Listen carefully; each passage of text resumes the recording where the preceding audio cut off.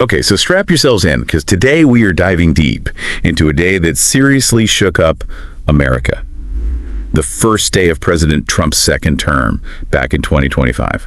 We're going through an episode of this podcast called The Big Picture, and we're breaking down this absolute whirlwind of executive orders he signed on everything from immigration to climate change, public health, social policies, you name it, and all this in just one day.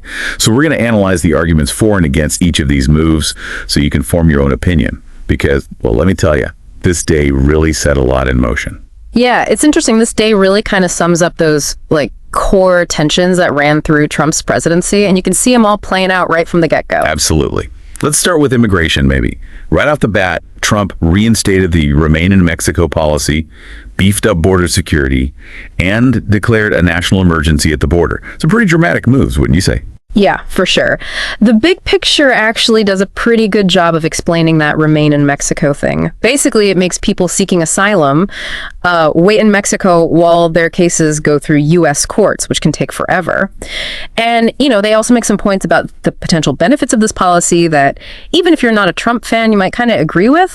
They highlight this argument that having a more controlled border could actually lead to a more, efficient and fair system for asylum seekers. Makes sense.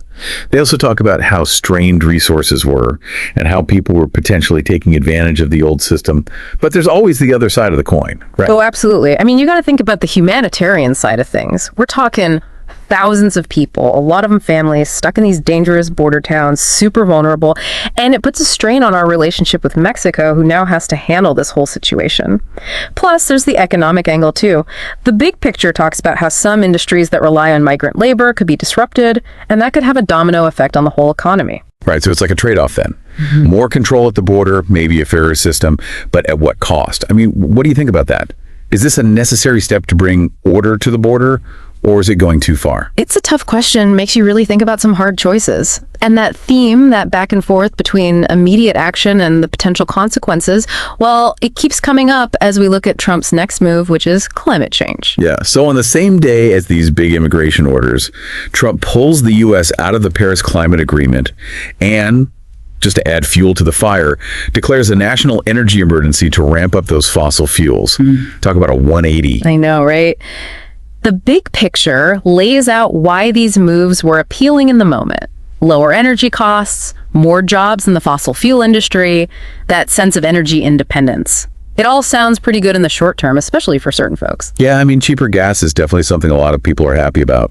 Oh, for sure. But, and this is a big but, neglecting those investments in renewable energy, that could have some serious consequences down the line. The Big Picture quotes a bunch of experts who are worried that the U.S. is going to fall behind in this global shift toward being more sustainable. And in the end, we could be looking at even bigger economic and environmental problems. So it's that classic question again. Yeah. Are those short-term gains worth the risks in the long run? And that was on a lot of people's minds back then. And it gets even more complicated when you factor in Trump's next move. This one left a lot of people scratching their heads. Right on day one, Trump pulls the U.S. out of the World Health Organization, the WHO. Right, the WHO. Just to clarify for folks who might not know, that's the United Nations agency that handles international public health. They play a major role in coordinating how the world deals with health emergencies, like, maybe a pandemic. Bingo. The Big Picture points out that, sure, the WHO has its issues, but this move was seriously controversial. It really brings up that tension between a country wanting to do its own thing and the reality that we got to work together to tackle global health problems. It begs the question, right? Yeah. Is pulling out of the WHO a power move, or is it a risky gamble with global health? Another one of those tough questions without easy answers. And as if all that wasn't enough, Trump also decides to jump right into those culture wars on day one, too. Oh, yeah. This next move was a real hot button issue. Trump issues this directive that basically says the federal government only recognizes male and female genders. And that sparked a huge backlash, right? Oh, immediately. The Big Picture does a good job explaining what that directive actually meant. It basically reversed a lot of the protections that had been put in place for transgender individuals under the previous administration. It really makes you think about where the line is between legal definitions and personal identity. It's a question that gets to the heart of who we are as a society. And it's a question that the Big Picture wrestles with throughout the whole episode. It's something you, as a listener, are going to have to grapple with, too.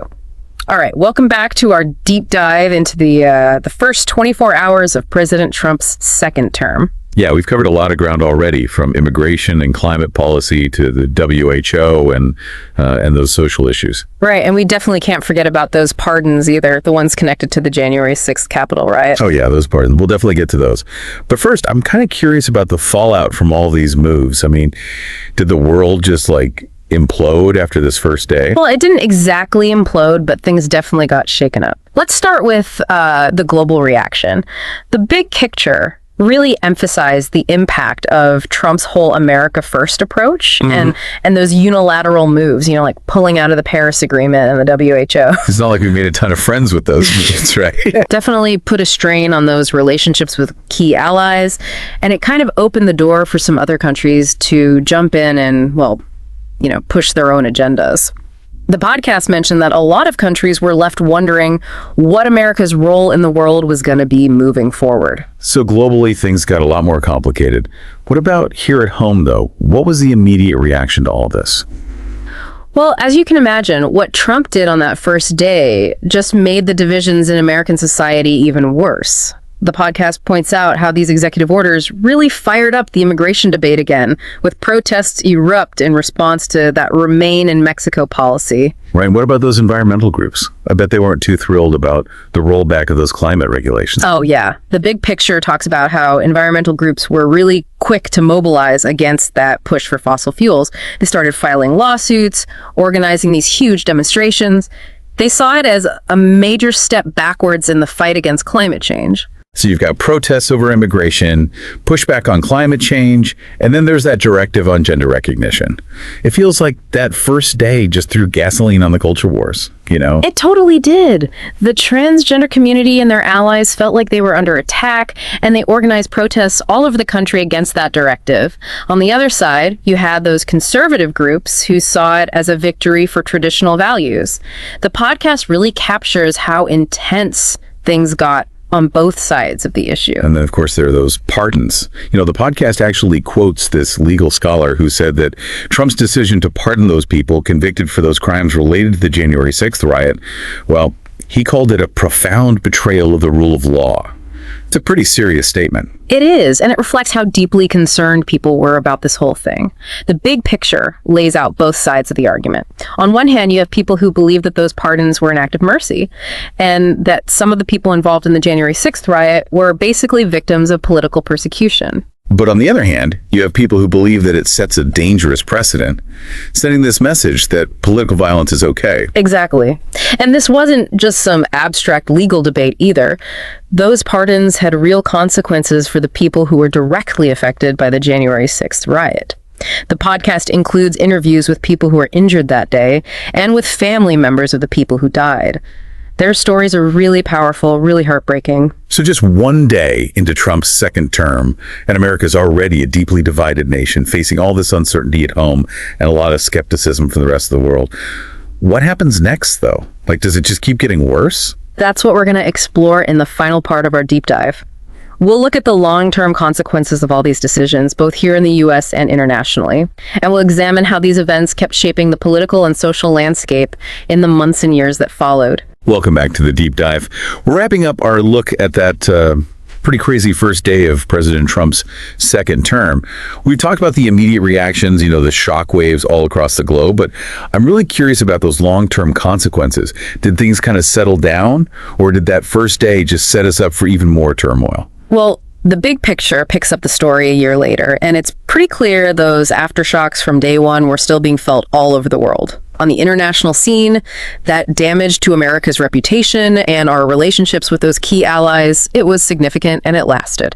And that void we left, not really taking the lead on things like climate change and global health, well, it gave other countries a chance to step in, and they often had very different goals in mind. So basically, the world became less stable overall. That's definitely the picture the podcast paints.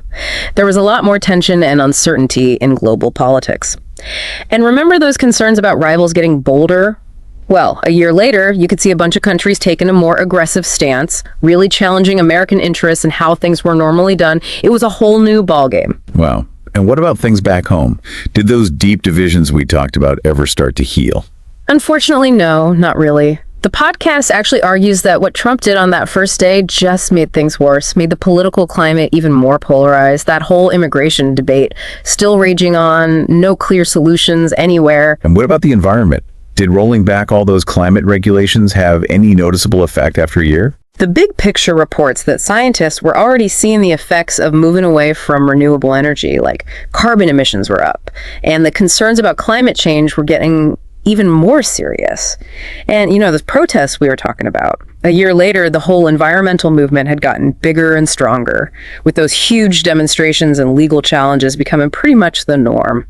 So a more divided country and a planet in even more danger. What about the cultural landscape? Did that directive on gender recognition have any real consequences for transgender people? Yeah, sadly it did. The podcast documented this surge in discrimination, with policies specifically targeting transgender folks. There's a rise in hate crimes and violence, too. The transgender community lost a lot of those legal protections and access to healthcare they had fought so hard for, and that fight for equality, well, it just got even tougher. And what about those January 6th pardons? Did those have any lasting impact on the political landscape? Absolutely. The big picture suggests that those pardons really eroded people's trust in our institutions, in the rule of law itself. The fact that people who'd taken part in this violent attack on our democracy could be pardoned without any consequences, well, it sparked a lot of anger and disillusionment. And it emboldened those extremist groups, made them feel like their actions were justified. So looking back a year later, it seems like that first day of Trump's second term wasn't just a bunch of random events. It was more like this catalyst for some really significant and pretty troubling trends, both here in America and around the world. Yeah, that's the big picture's main takeaway, and it's a pretty sobering one. The episode ends with a call to action, urging listeners to stay informed, hold their leaders accountable, and, really get involved in the fight for a fairer and more just world. It's a reminder that democracy is pretty fragile, and it needs all of us to pay attention and take care of it. So, even though this deep dive is coming to a close, the conversation doesn't have to end here. What are your thoughts on that first day and the impact it had? What lessons can we learn from this whole period in history? Keep thinking, keep questioning, and keep pushing for a better future. Thanks for joining us on The Deep Dive.